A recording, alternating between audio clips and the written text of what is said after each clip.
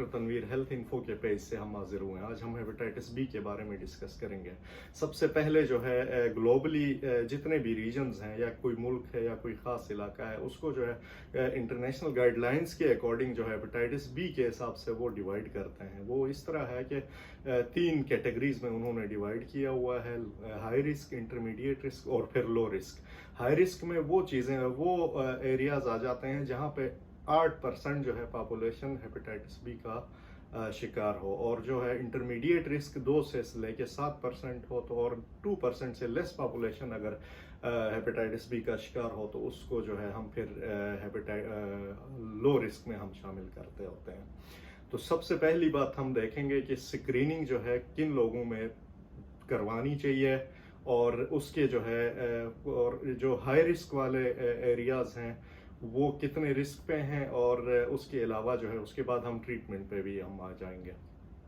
तो पहली चीज़ स्क्रीनिंग जो है वो पॉपुलेशन दुनिया का कोई भी हिस्सा वो जहाँ पे जो है 8% पॉपुलेशन से ज़्यादा हेपेटाइटिस बी का रिस्क हो तो हर इंडिविजुअल को जो है स्क्रीनिंग मींस कि हेपेटाइटिस बी का अपना टेस्ट ज़रूर करवाना चाहिए। उसके अलावा जो है जो शेविंग ब्लेड्स वगैरह और वो कॉमन लोग अगर यूज़ कर रहे हैं, 2-3 एक ही यूज़ कर रहे हैं, या फिर कोई सिरिंज ऐसा इस्तेमाल कर रहे हैं एक दूसरे में जो सिरिंज शेयरिंग होती है, या आईवी ड्रग एब्यूज़र होते हैं, उनको ज़रूर हेपेटाइटिस बी का टेस्ट करवाना चाहिए। उसके अलावा जो है जो लोग जोड़ों के दर्द के लिए या कोई ऐसी दवाई जिससे जो है कुव्वत मुदाफ़ियत में कमी हो, कीमोथेरापी हो आइदर, या फिर रूमेटाइड आर्थराइटिस के लिए मेथोट्रेक्सेट और इस तरह की जो दवाइयाँ देते हैं, उन लोगों को भी हेपेटाइटिस बी का टेस्ट ज़रूर करवाना चाहिए। और उसके अलावा जो है तमाम वो पेशेंट जिनकी कोई सर्जरी होनी हो, और या जिसने किसी बंदे को जो है ब्लड देना हो, ब्लड डोनर्स का, और उसके अलावा जो है या कोई टिश्यू ट्रांसप्लांट उन्होंने देना हो, या कोई ऑर्गन ट्रांसप्लांट देना हो, उसको भी हेपेटाइटिस बी का टेस्ट ज़रूर करवाना चाहिए। उसके अलावा जो है वो तमाम लोग जिनको जो है हेपेटाइटिस सी अगर है तो उसको भी बी का ज़रूर करवाना चाहिए, क्योंकि कभी कभार दोनों भी हो सकते हैं एक साथ। उसके अलावा जो है वो लोग जिनका जो है जिनसी ताल्लुकात मल्टीपल लोगों से हैं, या फिर किसी इन्फेक्टेड बंदे से जो है जिनसी ताल्लुकात हों, तो उसको जो है हेपेटाइटिस बी का टेस्ट ज़रूर करवाना चाहिए।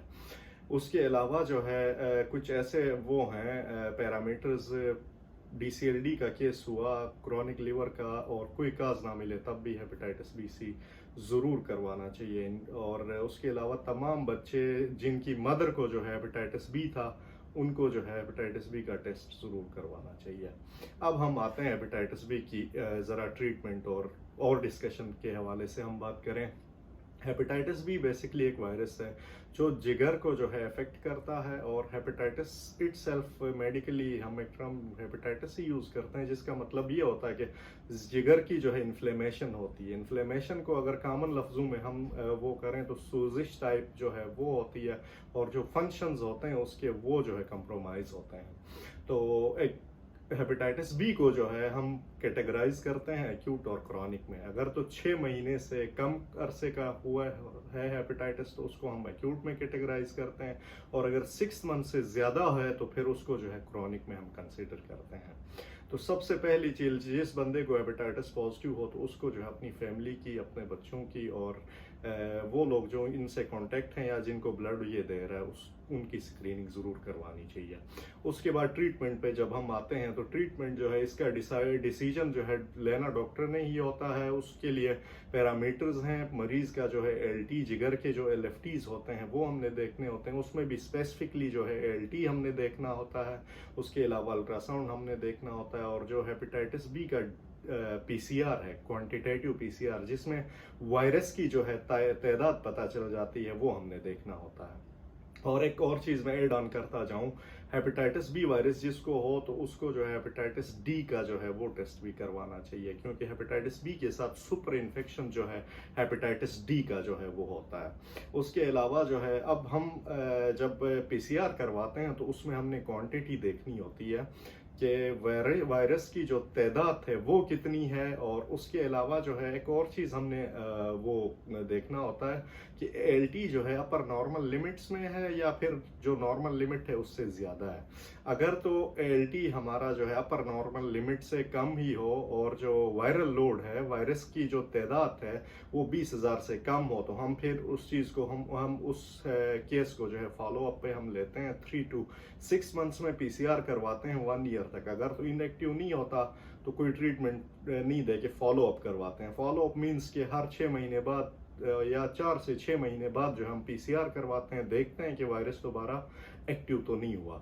और दूसरी चीज़, अगर तो वायरस जो है अगर एक्टिव 20,000 से कम हो या 2,000 से भी इवन कम हो और एएलटी पेशेंट्स का जो है अपर नॉर्मल लिमिट से ज़्यादा हो, तो फिर उसके लिए हम लोग ट्रीटमेंट शुरू करवाते हैं। ट्रीटमेंट डॉक्टर की गाइडेंस के बगैर खुद से कुछ नहीं करना, हकीमों के पास नहीं जाना, क्योंकि जो है हेपेटाइटिस भी बड़ा नोटोरियस वायरस है। ये जो है क्रोनिसिटी डेवलप करने में टाइम लगाता है, लेकिन जब क्रॉनिक हो जाता है तो फिर उसकी रिवर्सिबिलिटी जो है बहुत मुश्किल हो जाती है। उसके लिए सर्टेन एंटीवायरल ड्रग्स जो है हमारे पास मौजूद हैं, इंटाकेविर है, टेनोफोविर है, इसी तरह की ये एंटीवायरल जो ग्रुप्स हैं वो हैं। उसके अलावा इंटरफेरॉन्स भी हैं। वो डॉक्टर्स ने डिसाइड करना है कि किस तरह जो है उसको शुरू करवाना चाहिए। तो आप लोगों के लिए जो आम पब्लिक है, नॉन हेल्थ वर्कर्स हैं, उनके लिए मैं एक चीज़ बताता चलूं कि हेपेटाइटिस बी जब आपको हो तो आपने अपनी फैमिली और अपने बच्चों की स्क्रीनिंग ज़रूर करवानी है। अगर मदर को हेपेटाइटिस हो तो उसके बच्चे की पैदाइश के टाइम जो है उसको हेपेटाइटिस बी की वैक्सीनेशन भी करवानी चाहिए और इम्यूनोग्लोबुलिन्स जो होते हैं वो भी लगवाने चाहिए। उसके बाद 9 से 15 महीने के दरमियान जो है बच्चे का जो है हेपेटाइटिस बी का टेस्ट भी करवाना चाहिए। उसके अलावा जो है स्क्रीनिंग के अलावा इलाज ज़रूर करवाएं। और हेपेटाइटिस का जो पीसीआर डॉक्टर बताते हैं कि 4 से 6 महीने बाद पीसीआर करवाएं, वो बड़ा ज़रूरी होता है। वो इसलिए ज़रूरी होता है कि जो वायरल लोड है उसको हमने देखना होता है कि वायरस जो है आया, एक्टिव हुआ, और एक्टिव हुआ तो उसकी तादाद कितनी है। क्वांटिटेटिव पीसीआर बेसिकली वायरस की तादाद बताता है। तो वायरस की तादाद जब ज़्यादा हो या एलटी जिगर अगर मुतासिर हो रहा हो तो उसके लिए दवाइयाँ शुरू करवानी होती हैं। लेकिन इन सब चीज़ों के अलावा जो है हेपेटाइटिस बी का जितने मैंने स्क्रीनिंग वाली पॉपुलेशन बताई थी, अगर उन चीज़ों से जो है बचा जाए तो हेपेटाइटिस बी से आप आराम से बच सकते हैं। सबसे पहली चीज़ तो जिनसी ताल्लुकात में जो है अपना इस्लामिक जो रूल्स हैं वो उसके अकॉर्डिंग अगर हम उस पर अमल करें तो जो है हेपेटाइटिस बी से बचा जा सकता है। सिरिंजेस का इस्तेमाल जो है वो जो है सिंगल यूज़ और उसके बाद फेंक दिया जाए। उसके अलावा किसी को ब्लड देना या किसी से ब्लड लेना तो उससे पहले ज़रूर जो है हेपेटाइटिस बी की स्क्रीनिंग करवानी चाहिए। और उससे सबसे बढ़ के जो मेन चीज़ इंपॉर्टेंट है कि हेपेटाइटिस बी की वैक्सीनेशन भी मौजूद है। हेपेटाइटिस बी की वैक्सीनेशन 3 डोजेज में भी लगती है, 2 डोजेज में भी लगती है और 4 डोजेज में भी लगती है। जो 2 डोजेज वाली है वो फर्स्ट और जो 2 डोजेज वाली है फर्स्ट और जो है 1 मंथ के बाद एक लेटेस्ट आई हुई है, पाकिस्तान में अभी शायद अवेलेबल नहीं है। और जो 3 डोजेज वाली है इंजीरेक्स के नाम से आती है, वो 0 यानी कि आज लगा तो फिर 1 महीने बाद एक डोज लगेगी और 6 महीने बाद एक डोज लगेगी। उसके अलावा एक और वैक्सीनेशन जो है 4 डोजेज वाली है वो हेपेटाइटिस ए के साथ मिला के भी दी जाती है। उसके डेज कुछ इस तरह हैं, पहले 0 डे पहले दिन और उसके बाद जो है 7वें दिन लगाना होता है, फिर 21वें दिन और फिर 1 महीना बाद। तो इसी तरह सबको मैं यही कहता चलूँ कि वैक्सीनेशन ज़रूर करवाएं। और जिन लोगों ने स्क्रीनिंग के उस पे हैं, रिस्क पे हैं, हाई रिस्क पे, वो स्क्रीनिंग ज़रूर करवाएं। और जो इलाज के उस पे हैं अपना, तो एक्यूट या क्रॉनिक जिसमें भी हैं तो डॉक्टर है को ज़रूर दिखाएं और जो है उसका इलाज जारी रखें। क्योंकि हेपेटाइटिस बी वायरस जो है लंबे टाइम के बाद जो है, शुरू में तो असरात कभी कभार कुछ भी नहीं होते, वैसे पॉजिटिव आ जाता है। तो कुछ लोग कहते हैं कि वैसे पॉजिटिव है, मैं तो ठीक हूँ। तो ऐसे नहीं करना, डॉक्टर को ज़रूर दिखाना है, क्योंकि डिसाइड जो इलाज वायरल लोड के ऊपर होता है, ना कि आपके सिम्टम्स के ऊपर। सिम्टम्स हों तो फिर उसके अकॉर्डिंग अलग फिर ट्रीटमेंट होती है। तो आपका बहुत बहुत शुक्रिया।